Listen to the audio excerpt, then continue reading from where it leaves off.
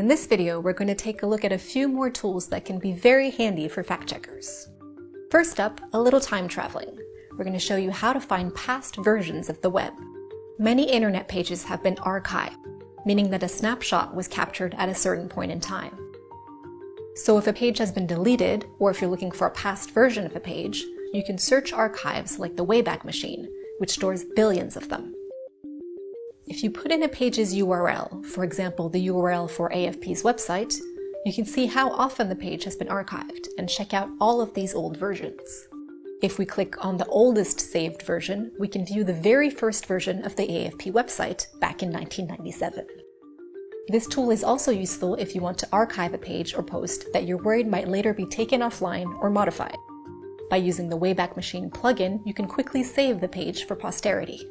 Since the archive page will be publicly available, you'll also be helping fellow fact-checkers in the future. There are other tools you can use to archive pages, like archive.is. Now, let's try an example. Try to find the front page of the New York Times on the day of the September 11 attacks. Here's how you do it. You enter the URL for the New York Times homepage, nytimes.com, into Wayback Machine and check the archive for September 11, 2001. If you check the latest version saved on that day, you'll see what their front page looked like that evening.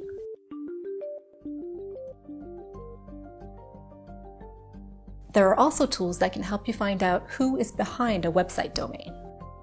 For example, AFP Fact Check used who.is to look up details of a website that was sharing fake job ads in Africa.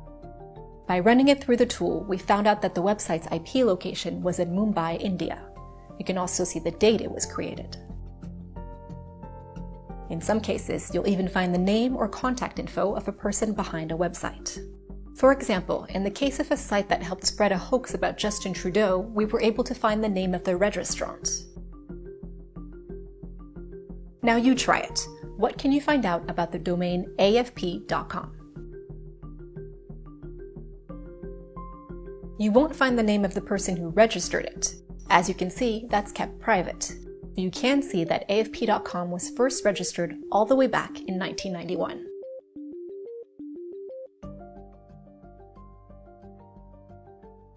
Another very useful tool when you're dealing with foreign languages is Google Translate's browser extension, as well as its camera function.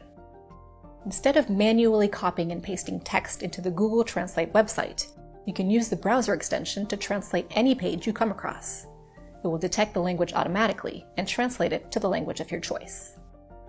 In the Google Translate phone app, there's a useful camera function. You can simply point your phone at a text and it translates it.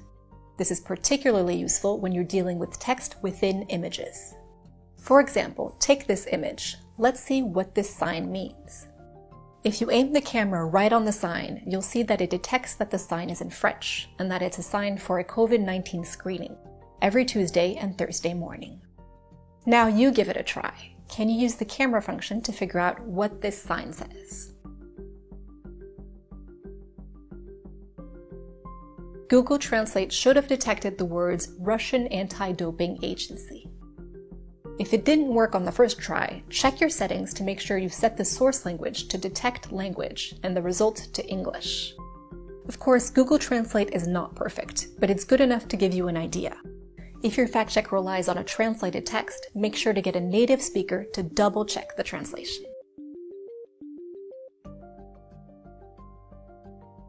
One of the simplest tools of all is hidden in plain sight, the comments section.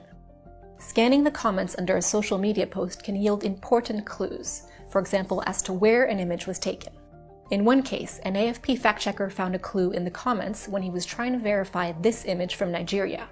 People online claimed that it showed a man burying his father with the BMW. One commenter said that it was actually a scene from a movie and named one of the actresses. Our fact-checker was then able to track down the movie in question. Now you give it a shot. Take this video of monkeys running around a hospital. Check the comments to see if you can find any clues as to whether or not it was really filmed in Pretoria, like its caption claims. You'll see in the comments that several people shared doubts as to whether this could really have been filmed in Pretoria. They say there are no monkeys like in the video. Meanwhile, other commenters say it was taken at RK Khan Hospital in another part of South Africa. This is a great clue because it turns out the video was indeed taken there in 2019. The hospital's monkey invasion was covered by local media at the time. Of course, a comment from a stranger on the internet is not proof by itself, but it can sometimes point you in the right direction and save you a lot of time.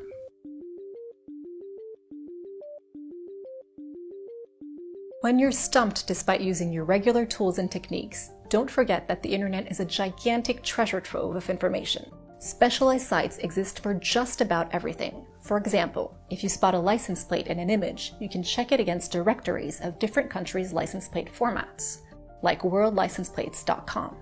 Let's say you came across this image. You can see that the text on the back of the man's vest appears to be in Arabic. There's Arabic script in the middle of the car's license plate too. So you could search through the license plate formats in Arabic-speaking countries. And bingo! This license plate format is used in Tunisia. White on black background, a few numbers, then the same Arabic text in the middle, which actually says Tunisia, followed by several more numbers. Now you try it. Look at this photo. Where in the world do you think it was taken? And does the taxi's license plate match your guess? The answer is Hong Kong. Sure, in this case, you could have figured this out just by using Google Translate and using the camera function on the road sign, which points to Hong Kong's Kowloon district. But you can also deduce this by going through Chinese-speaking countries in the license plate directory and matching the taxi's license plate to a format used in Hong Kong. Notice the 2 letters on the top and the 4 numbers on the bottom. There are also sites that catalog military uniforms of the world, road signs of the world, manhole covers of the world, and so on. You get the idea. There are many other tools out there, and new ones are coming out regularly. Tools are a great help, but technique is even more important. So practice using them in a variety of different situations to hone your skills and figure out how they can best work for you.